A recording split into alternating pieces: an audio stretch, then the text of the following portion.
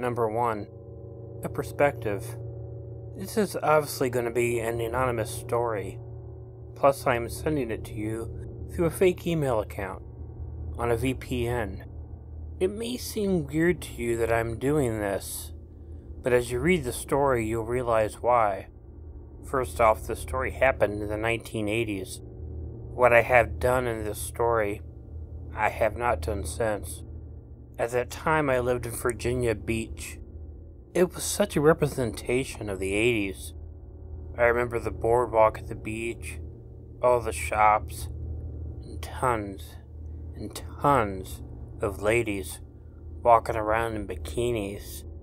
And I have to admit, that was my favorite part of it all. Well, I also liked that McDonald's was doing an Asian theme at the time, and they gave you sweet and sour sauce and chopsticks to eat your chicken nuggets. I really enjoyed that. I was 16 years old when this story happened, and you're not gonna like me by the end of this story. I liked this girl named Andy at the time. There were a lot of girls named that in the 80s, it seemed, but neither of us could hang out at our own houses, so we would find places where we could make out with each other. Normally, it would be behind fences of some houses, or in park areas when kids were not there. Okay, so this is how it started. There was a fenced-off forest at the end of the housing development that I lived in. Andy and I were making out against the fence of the house. Around that time, a couple of kids were walking around, but we were busy, doing our best not to care that someone was watching us. You know, of course, kids being kids, and these ones were probably around 12 years old, and they had to make fun of us for being there and kissing. They'd make sounds like ooh and ah. I could ignore that because I was on first base with Andy, but the thing that got my goat was when they started singing the song Earth Angel to us. Oh God. I could put up with it for a little while, but these brats were insistent. The first time I was able to put up with it for a minute, but then I got up and chased them away. They screamed and ran off. But when I went back to Andy and we began making out again, it didn't take long for them to come back. The second time I tried to just put them out of my mind, but I was really not enjoying my time there with Andy, so they were ruining my makeout session. As the anger built up inside me, I jumped up, grabbed my pocket knife out of my pocket, and chased the kids away, threatening to slit their throats if they came back. I was successful chasing them off, but I will tell you, threatening to slit the throats of some 12-year-old boys doesn't really make you attractive to girls. Andy was pretty freaked out by it and told me that she had to go home. I tried my best to find a way to get her to come back and get her back in the mood, but I really couldn't do that. Oh, I was angry, and I kicked down a section of the fence after that, so I went walking around the neighborhood. I was so worked up from the cock block that my anger was amplified. After a while walking around, the sun had started to go down. Walking through one of the parks, I noticed those two boys that had caused all of this. I was so pissed at them that I decided I wanted to scare them a little bit more. I took out my knife and opened it. I stood in an area that I knew they could see me and know it was me. They did look back at me at one moment, seeing me standing there with my knife, and they began to hurry away. Rather than just follow them, I walked to the front of the houses. They wouldn't be able to see me from the park until I emerged from behind one of the houses. I made it clear to them that I was following them. I mean, I could have just attacked them and beaten the shit out of them, and maybe sliced them up a little bit. But at that moment, I thought scaring them was the best part. And yeah, I got a rush out of it. I thought the two guys were friends, not brothers. They were about the same age and they didn't look alike. But they knew I was following them, and they went into a house. I could have just gone home at that point, but I didn't want to. I didn't feel like I was finished. Not only was I still angry, but I liked the idea that they were scared. I went and I hid behind someone's air conditioning unit. I watched the house. A father came out of the house, and he was looking around. I figured he was looking for me. The kids probably told him that I was following them. He was looking around, but he couldn't see me. It was dusk, and I had found a really good hiding place. I was patient, waiting to see what happened next. My only worry was the possibility that they might call the police. But the police never came, and it got dark outside. I considered just forgetting about it and going home. But on the off chance that I had another chance to scare one of those kids, I wanted it.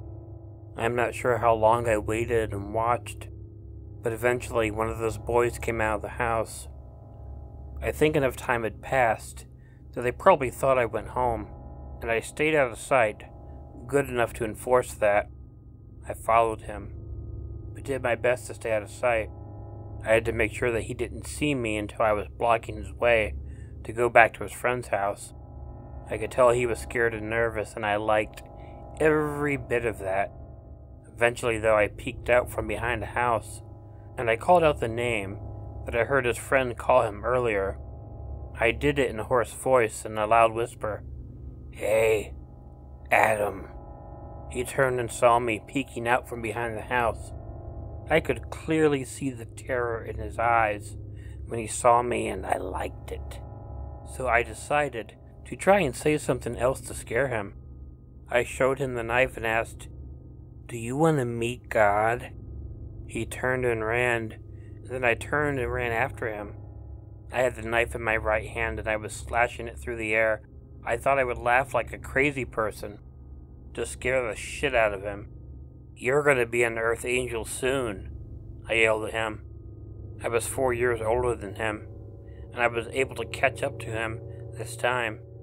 It was harder earlier when there were two of them. One was easier to catch. I caught Adam, and he went crashing to the ground. He was struggling, but I was able to pull his head up. He was lying stomach down on the sidewalk. I held the knife up to his neck, and then whispered in his ear, "If you ever fuck with me again when I'm kissing my girlfriend, I won't even waste time slitting your throat." I turned him over, holding him down by his neck.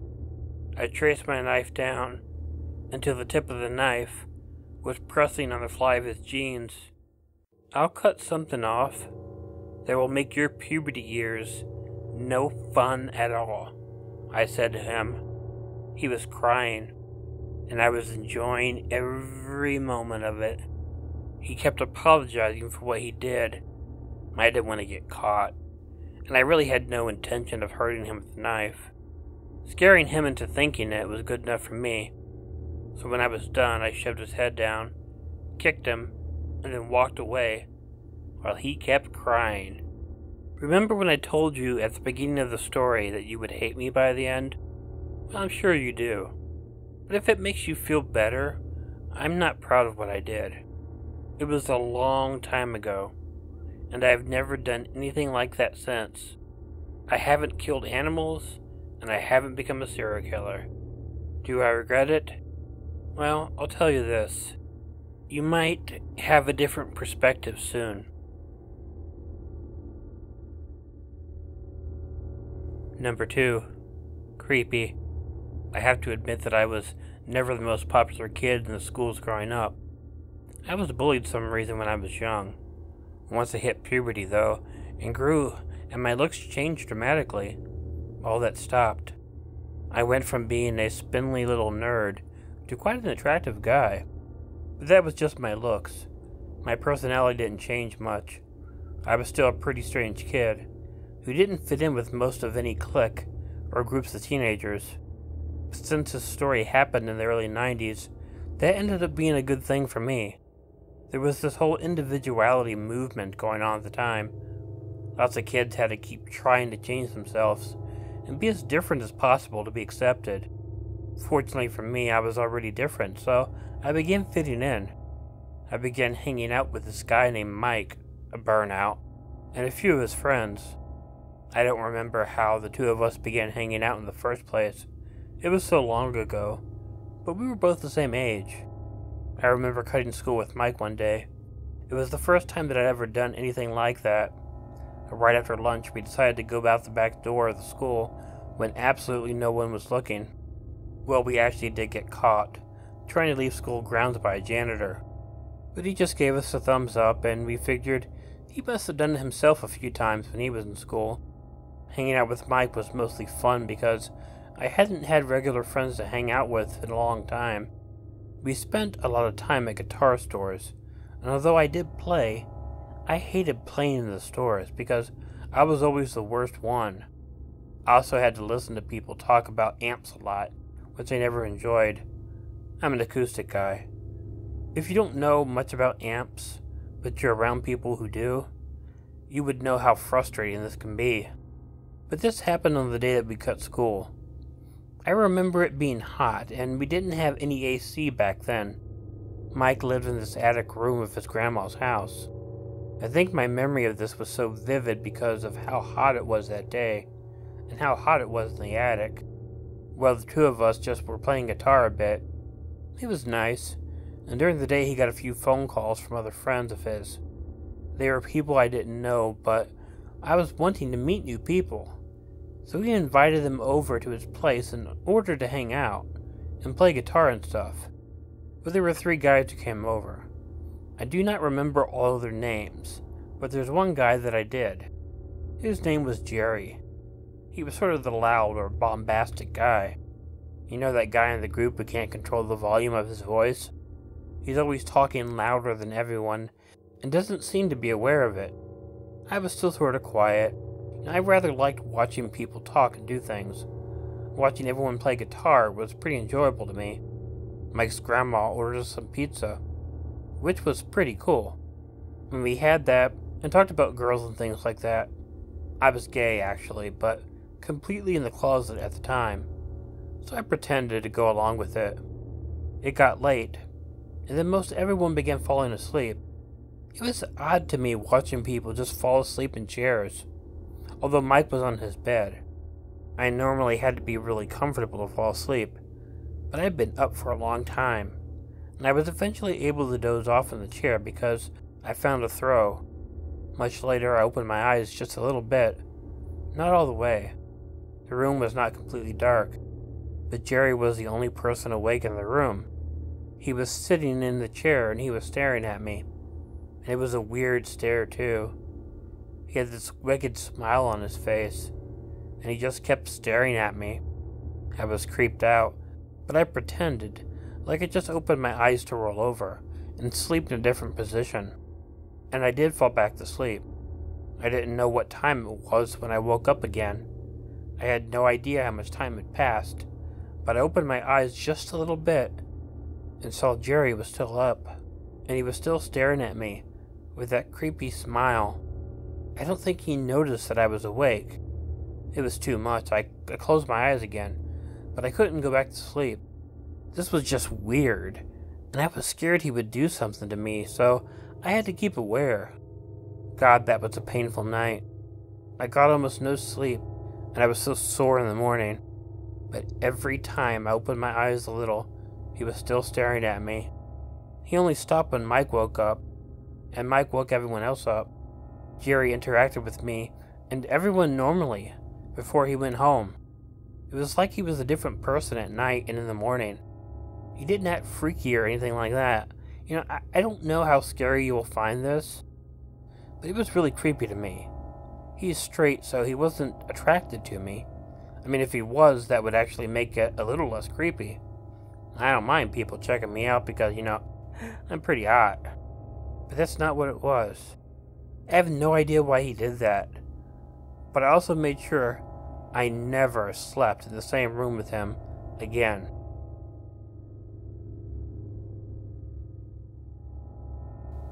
Number 3. Another perspective.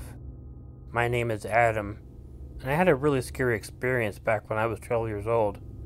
I mean, it was absolutely terrifying, even though I kind of brought it upon myself. This was back in the 1980s, and Back to the Future was one are the most popular movies of the time. We always remember the scene where he plays the song Earth Angel, and his body begins to disappear. Well, I hadn't gotten to the point where I was really interested in girls yet. I mean, I like them, but I wasn't ready to kiss or anything like that. It's actually weird because I did have a friend later in life who was very sexually active at 13 years old. I couldn't imagine such a thing.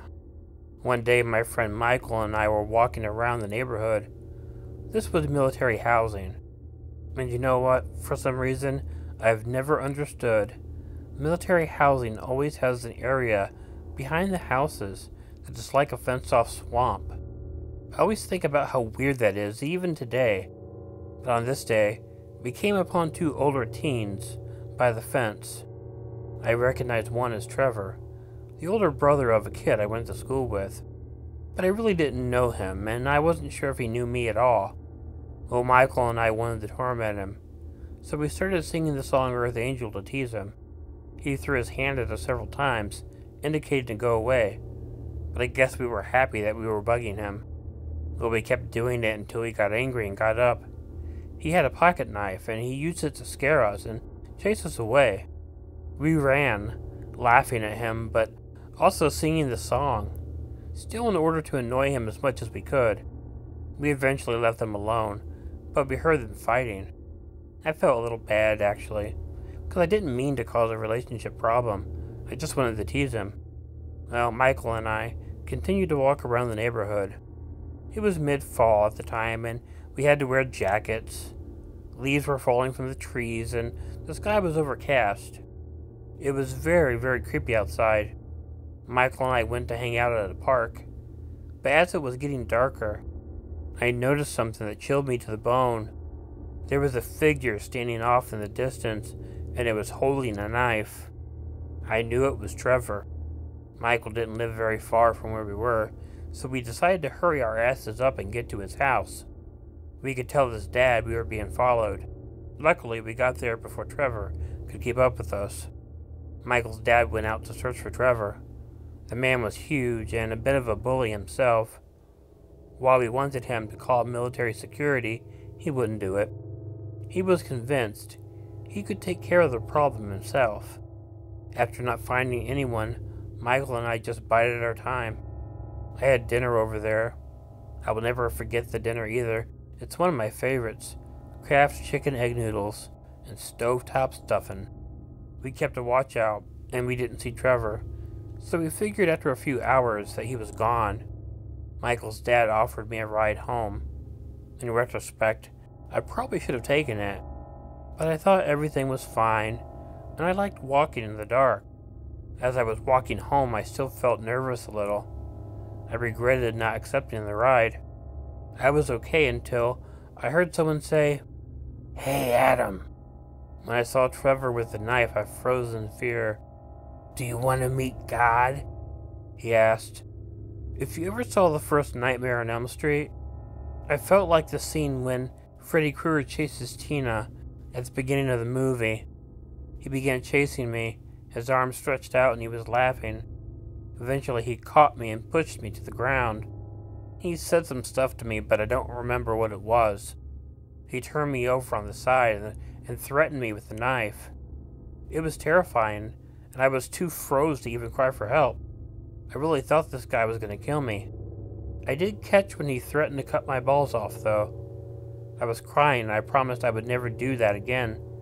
I kept telling him I was sorry, and actually begged him not to cut my balls off. After tracing over me with the knife, he finally withdrew it. He got up, kicked me, and left. I went home, terrified. I felt like I should call security, but I didn't. Now you're probably wondering why both people are telling this story. Well, here's the weird thing. Trevor is not his real name, but after college, I began working in a marketing firm, and the strangest thing happened one day. I ran into Trevor, sitting 2 desks away from me.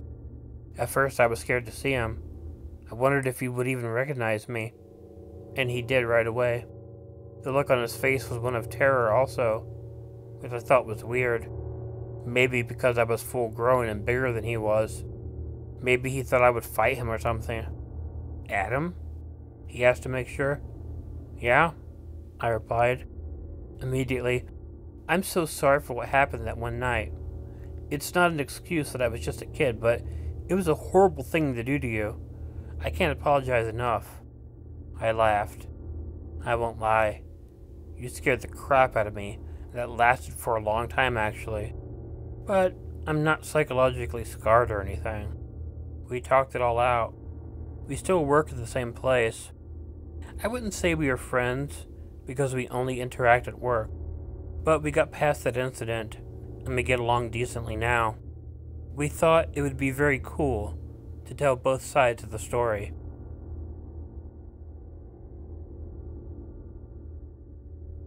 Hey y'all, Killer Orange Cat here. If you like this video, please let me know by hitting the like button. If you're not already subscribed to Killer Orange Cat, please feel free to click the subscribe button and bell below, or click the icon of Ichigo the cat that will appear at the end of this closing. Leave me a comment, and share this video with someone you think might enjoy it. If you have an original story you'd like narrated on Killer Orange Cat, please email it to the address included in the description. But most importantly, don't forget to make sure to check in your closet and check under your bed, because you never know where a Killer Orange Cat might be hiding. Good night.